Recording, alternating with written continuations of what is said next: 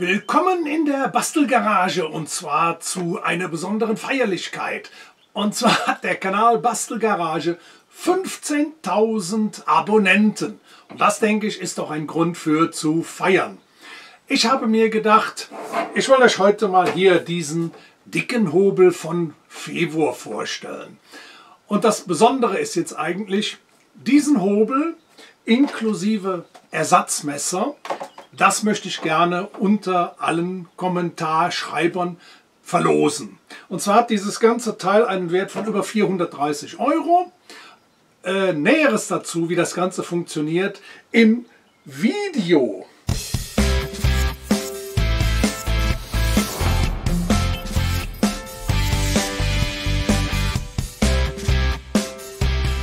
Nun, was passiert in dem Video? Ich zeige euch jetzt gleich im Zeitraffer ganz kurz das Auspacken. Das geht wirklich absolut schnell. Und dann habe ich mir kleine Notizen gemacht. Ich zeige das Gerät mal von außen, was so ist. Technische Daten, Besonderheiten. Dazu zählt zum Beispiel hier dieser runde Knopf. Und zwar kann man auch an der Maschine Einstellungen vornehmen. Und das werde ich hier an der Skala und hier unten an dem Klapptisch vornehmen. Dann wird das Ganze noch, zeige ich, wie man die Messer wechselt. Das soll so im groben Umriss mal sein. Und fangen wir mal mit dem Auspacken kurz an.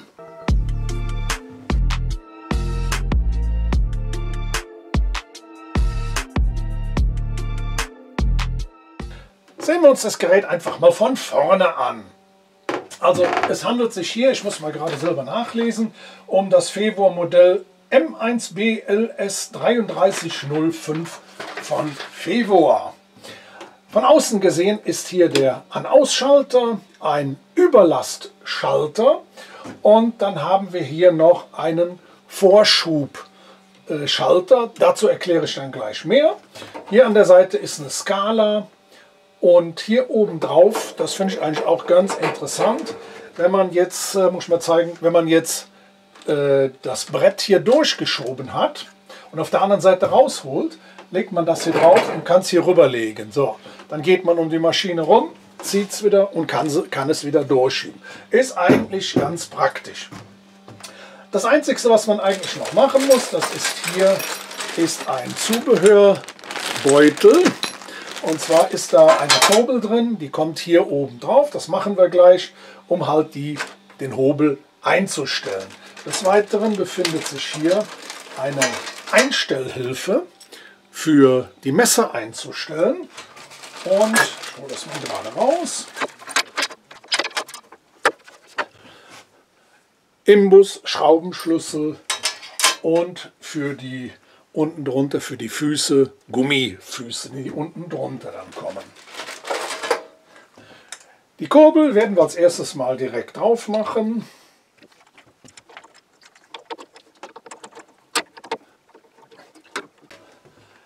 Die Schraube wird dann hier mit einem Schraubenschlüssel gekontert.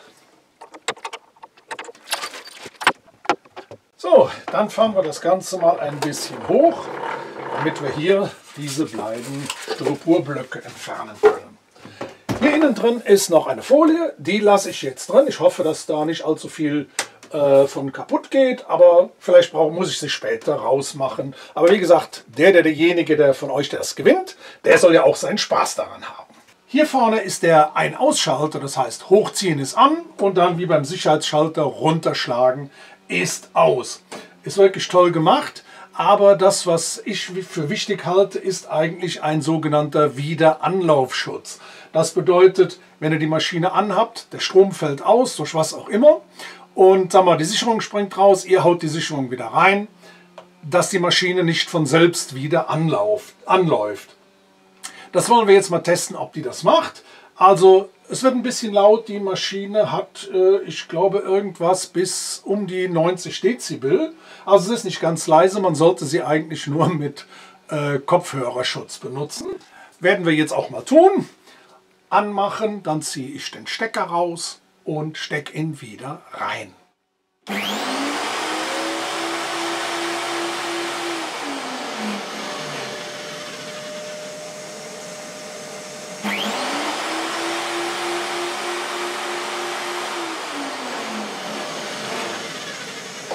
das ist aber eigentlich auch der einzigste negative Punkt, den ich bisher gefunden habe an der Maschine.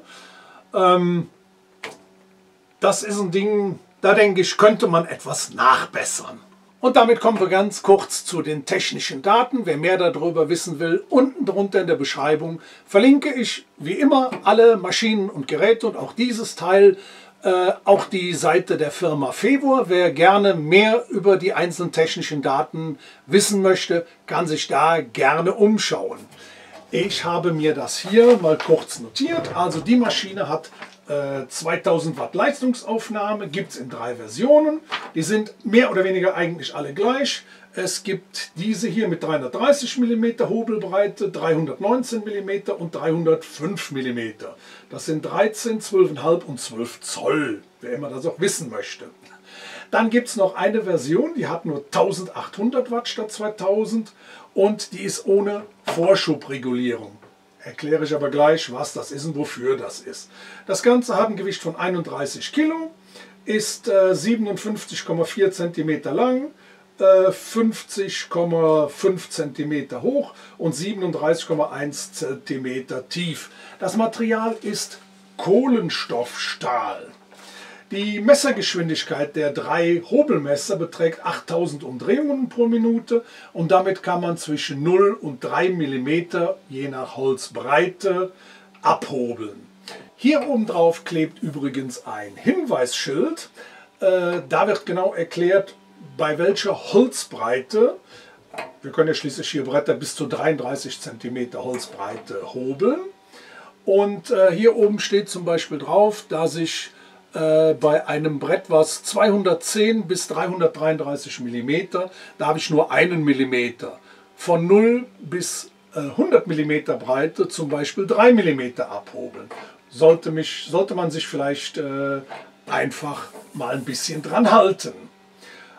Die Ersatzmesser gibt es natürlich, in verschiedenen anderen Videos hieß es dann, es gibt sie nicht, aber es gibt sie, verlinke ich auch unten drunter. Die kosten übrigens um die 36 €. Kommen wir zu den Besonderheiten. Wenn es jetzt im Hintergrund ein bisschen laut werden sollte, mein Nachbar ist gerade seinen Rasen am Mähen. Ja, ist halt einfach so. Und zwar haben wir hier vorne eine Vorschubregelung. Das heißt eigentlich, wenn ich jetzt mit einem Brett, wie das hier ist zum Beispiel sehr grob, wenn ich das hier reinschiebe, zieht der mit einer Geschwindigkeit, ich glaube in der kleinsten Stufe von 6 Metern in der Minute, zieht er dieses Brett da durch. Wenn ich jetzt den Schalter umstelle, das heißt hier eindrücke, rumdrehe auf die andere Seite, dann zieht er mir das Brett schneller durch. Weiß allerdings jetzt nicht genau mit welcher Geschwindigkeit, aber ist auch im Prinzip wurscht. Und zwar geht es darum, wenn man wie hier, wie gesagt, dieses ganz grobe Holz hat, wenn ich ihn schneller durchziehe, dann macht er, ich sage jetzt einfach mal, etwas grober die ganze Geschichte ab und das Ganze wird nicht so fein. Dafür geht es aber schneller. Wenn ich dann dementsprechend jetzt genügend Material abgenommen habe, kann ich das wieder auf die kleinste Stufe stellen. Der zieht das rein und der Hobel macht das schön glatt. Ja, also das ist dann eigentlich, ich sag mal einfach grob, für fein oder grob zu hobeln, schnell oder langsam zu hobeln. So, dafür ist dieser Schalter da und das funktioniert auch wirklich sehr, sehr gut. Dazu werde ich dieses Brett jetzt hier mal in der Mitte durchschneiden, damit ich 2 Hälften habe und werde mit derselben Höheneinstellung beide Bretter durch, einmal mit dem langsamen und einmal mit dem schnellen Vorschub durchschieben.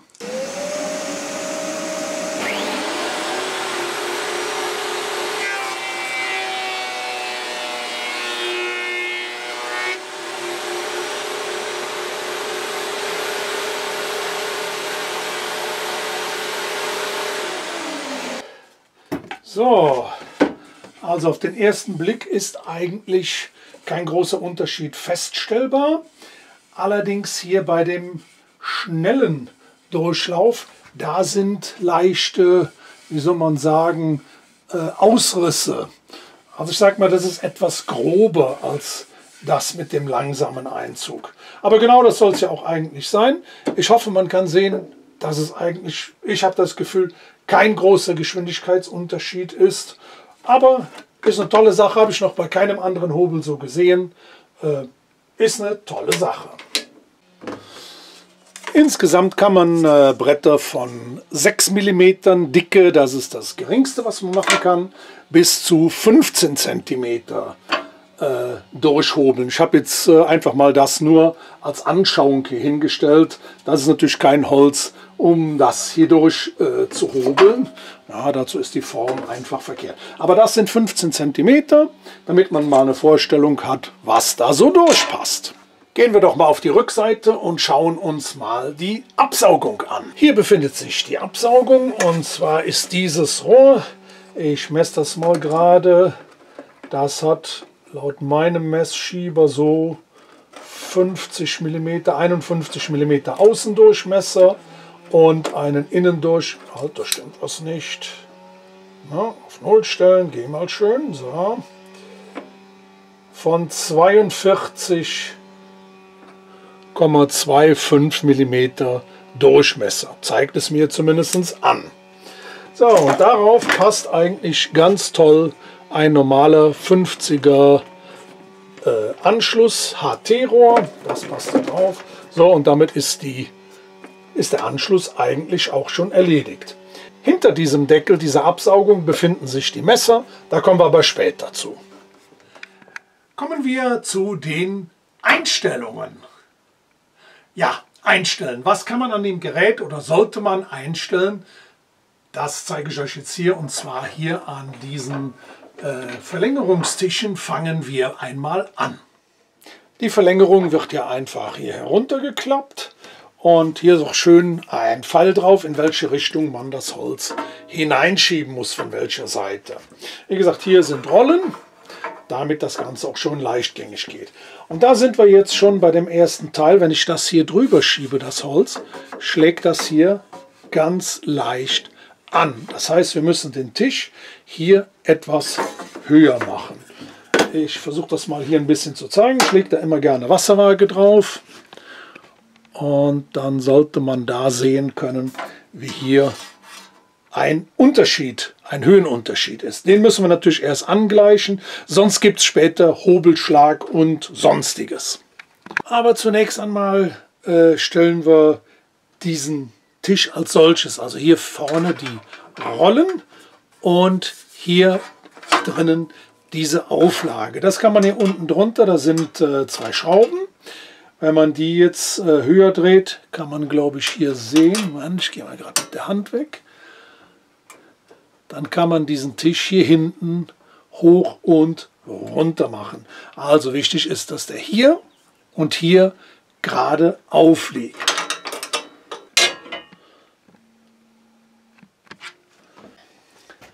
Aber unser Problem lag ja hier, dass der Tisch hier abkippt.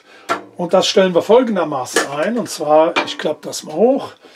Ich habe mir hier so ein Stück Klebeband genommen, damit das Ganze nicht wegrutscht, weil das immer wieder runterschlägt. Und dann mache ich das hier oben mal fest. Hier innen drin befinden sich Schrauben, Kreuzschlitzschrauben. Die löse ich jetzt mal. Zumindest ist die mittlere und die hintere an beiden Seiten.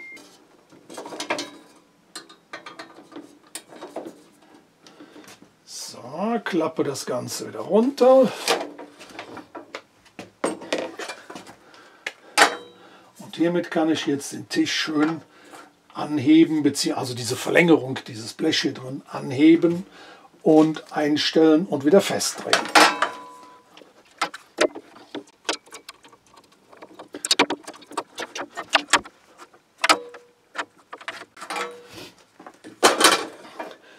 So, das passt. Also die Schrauben nochmal nachziehen. Und damit haben wir hier den Abstand weggemacht. Und damit passt das hier ganz genau. Ich fahre mal was näher ran.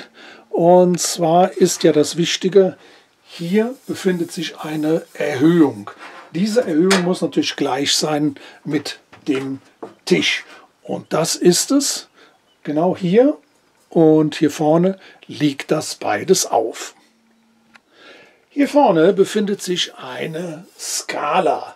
und die kann man hier oben einstellen. Ich mache das folgendermaßen, wahrscheinlich gibt es Leute, die es anders machen. Ich zeige euch das mal gerade, indem ich erstmal hier oben alles das Ganze runterkurbel.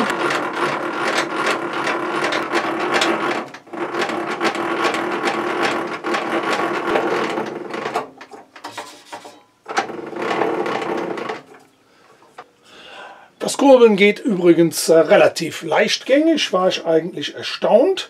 Und jetzt habe ich hier ein Holz, das hat, ja, das ist im Moment 18 mm dick. Das habe ich mir jetzt hier grob eingestellt und das hobeln wir jetzt mal auf eine bestimmte Stärke. Ich habe jetzt einfach mal grob gemacht, hobeln wir das einfach mal ab.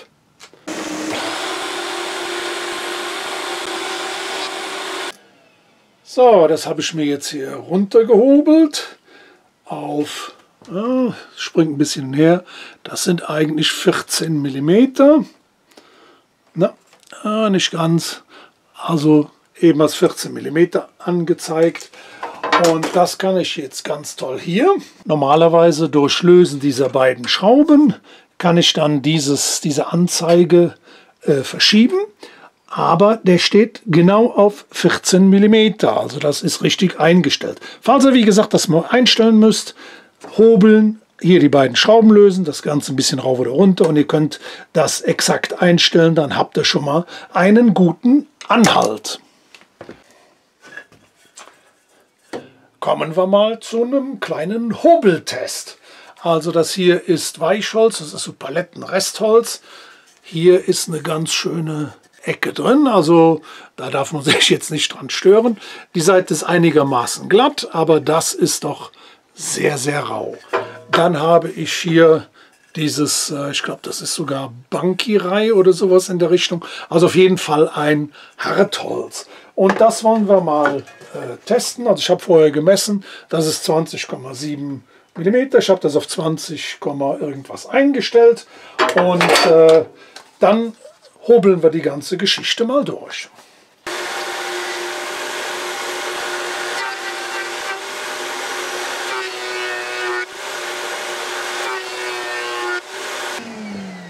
Das ist jetzt das Weichholz und das ist also wirklich, ich habe jetzt nur die eine Seite mal gemacht, diese grobe Seite. Ich habe hier noch das andere Holz, so hat es vorher ausgesehen. Und das ist so groß, das lässt sich kaum bewegen. Ich glaube, da kann man doch schon einen riesigen Unterschied sehen. Also es ist sehr glatt. Und ich sehe jetzt im Moment auch keinen Hobelschlag. Könnte ich im Moment nicht sagen. Also das ist wirklich super.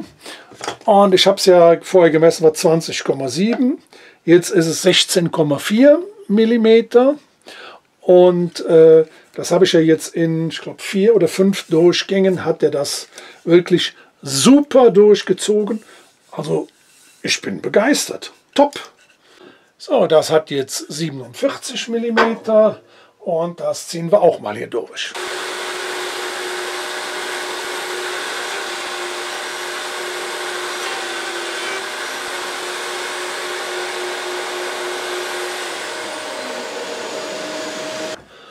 Und auch da gibt es absolut nichts zu meckern. Also die Seite war das. Hier ist es noch ein bisschen rau, da haben sich die Holzfasern aufgestellt. Aber ich denke, einmal mit einem Stück Glaspapier drüber und das ist richtig schön glatt. Also ich bin begeistert. Das hätte ich jetzt eigentlich nicht gedacht.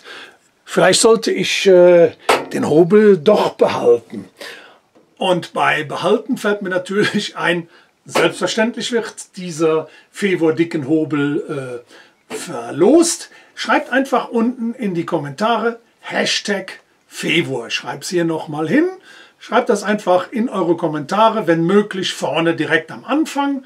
Und in einem der nächsten Videos wird der Gewinner dann gezogen. Der soll sich dann bitte bei mir melden, damit ich seine Adresse erfahre. Und umgehend werde ich ihm das zuschicken. Ich muss allerdings dabei sagen, ich habe noch eine Operation vor mir. Ich weiß nicht, wie das Ganze läuft. Also das Ganze kann sich ein bisschen verzögern. Aber keine Angst, dem Gewinner ist die Maschine sicher. So, ich nehme die Kamera jetzt mal in die Hand und zwar geht es um die Absaugung. Was ist an Dreck hier so liegen geblieben? Also ich habe jetzt einiges hier gehobelt und ich muss sagen, also ich finde das dafür, dass der nur einen in Anführungsstrichen 50 mm Anschluss hat, finde ich das doch relativ wenig. Hier hat sich ein bisschen angesammelt. Ach so, was ich auch noch sagen wollte, also ich mache das immer gerne so, dass ich hier dieses Anschlussstück mit einem Winkel mache. Dann ist der Schlauch, der hängt nicht hier unten so runter. Und wenn man dann hier das Holz durchschiebt, dass der da hängen bleibt, man dreht den halt rum und das Ganze ist schön nach oben und hält das Ganze frei. Ich kurbel das mal hier hoch und dann schauen wir uns das mal von innen an. So, die Hobeleinheit ist hochgefahren und wie gesagt, das ist das, was an Dreck übrig geblieben ist. Also wie gesagt, ich finde es eigentlich nicht zu viel.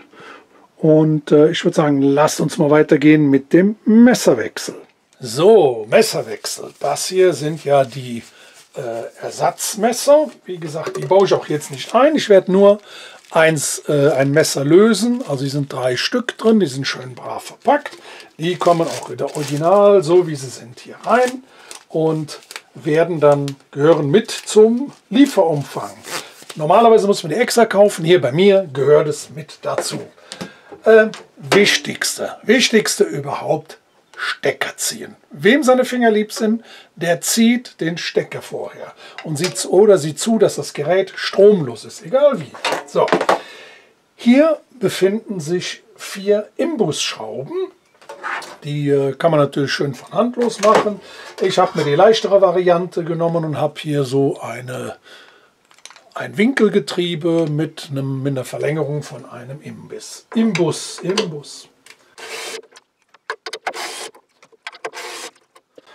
Gibt es natürlich wie alles unten in der Beschreibung. Und hier liegen jetzt schon die Messer frei. Das hier ist eine Konstruktion. Ich zeige es jetzt einfach mal. Wenn das jetzt das Messer sein soll, wird das eigentlich nur zwischen 2, ich habe jetzt immer Hölzer gemacht, eingeklemmt zwischen 2 Metallhaltern und mit den Schrauben dann festgemacht. Das ist das Prinzip. Und hier dauert es jetzt natürlich ein bisschen. Das sind 10er Schrauben. Die müssen jetzt alle gelöst werden. Natürlich sollte man die schon in der richtigen Richtung lösen. Das ist eine etwas fummelige Arbeit. Das ist eine ganz schöne Arbeit mit dem Schlüssel. Also es geht. Ich habe jetzt knapp 5 Minuten gebraucht. Die Schrauben sind los und dann kann man das Messer so herausholen. Hier innen drin, ich versuche das mal näher zu zeigen, befinden sich hier 2 rechts und links, wo ist so Seite? Da. 2 kleine Halterungen. Da kommen dann später hier bei den Messern in diese Löcher, die kommen dann da rein. Des Weiteren, ich hoffe, man kann das sehen, befinden sich hier, da, Federn. Dort und auf der anderen Seite auch. So, da ist das. Und diese Federn, die sorgen dafür, dass das Messer, wenn ich das wieder hier reinsetze, die richtige Höhe hat. Und das federt dann so ein bisschen. Und jetzt habe ich das Messer ja wieder reingesetzt und muss natürlich darauf achten, dass ich hier diese Öffnungen genau auf diese Pinne wieder bekomme. Und das geht auch eigentlich nur in eine Richtung. Kann man eigentlich nicht groß verwechseln. Und jetzt werden die ganzen Schrauben wieder festgemacht. Aber bevor man natürlich diese Schrauben im Einzelnen festdreht, gibt es diese Einstellhilfe. Und zwar wird das hier auf die Welle gelegt. So, darauf achten, dass das hier schön passt, das Ganze. Und damit wird jetzt das Messer in der dementsprechenden Höhe Man kann das ein bisschen runterdrücken. Die Federn sorgen dafür, dass es runtergedrückt wird und hier die Halterung, die sorgt dafür, dass es die richtige Höhe hat. Jetzt schrauben wir das Ganze hier fest und zwar beginnen wir immer in der Mitte. Warum jetzt die Schrauben in der Mitte und nicht rechts und links? Und zwar verhält sich das so. Auch Metall ist biegsam, das ist jetzt zwar Holz, aber ich will es ja nur mal zeigen. Wenn ich jetzt das Metall an beiden Seiten, sagen wir außen erst festschraube, so, und ich übertreibe das jetzt mal ein bisschen und das Holz hat Spannung, dann passiert Folgendes. Das Holz bildet hier jetzt übertrieben natürlich einen Bogen. Und wenn ihr dann in der Mitte anfangt, das Ganze festzumachen, biegt sich das. Aus diesem Grund immer von der Mitte ausgehend nach außen das Ganze festschrauben, dann ist das Ganze entspannt. Ja? Und so wird der Druck nach außen weggegeben. So, die Schrauben sind wieder fest. Und weil mir das zu blöd war, habe ich mir hier ein Klebeband hingeklebt. In diese Richtung gehen die Schrauben fest und in die andere Seite lose.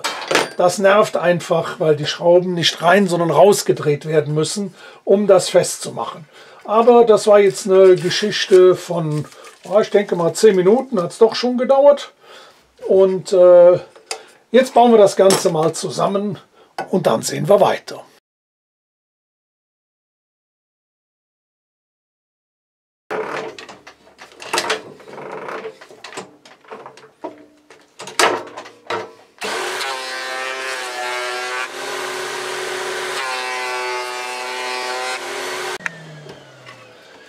Ja, ich denke, alles scheint soweit in Ordnung zu sein. Ich weiß jetzt nicht genau das hier. Das ist ein bisschen rau, aber das ist diese einzige Stelle. Ansonsten ist das eigentlich glatt wie zuvor. Ich denke mal, dass das Ganze dann somit stimmt. Und somit würde ich sagen, tolles Gerät. Schon jetzt viele Glückwünsche an den, der das Ganze gewinnt. Wie gesagt, ich habe ein bisschen, wie ihr mitmachen könnt, im Video versteckt. Schaut es euch gerne nochmal an. Ich freue mich darauf, da von euch viel in den Kommentaren zu lesen. Und ich denke, eine tolle Geschichte.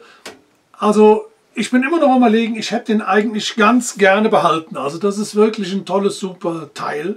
Und in diesem Sinne wünsche ich allen Teilnehmenden viel, viel Glück. Sage danke, bis demnächst. Gruß aus der Bastelgarage. Euer Jürgen.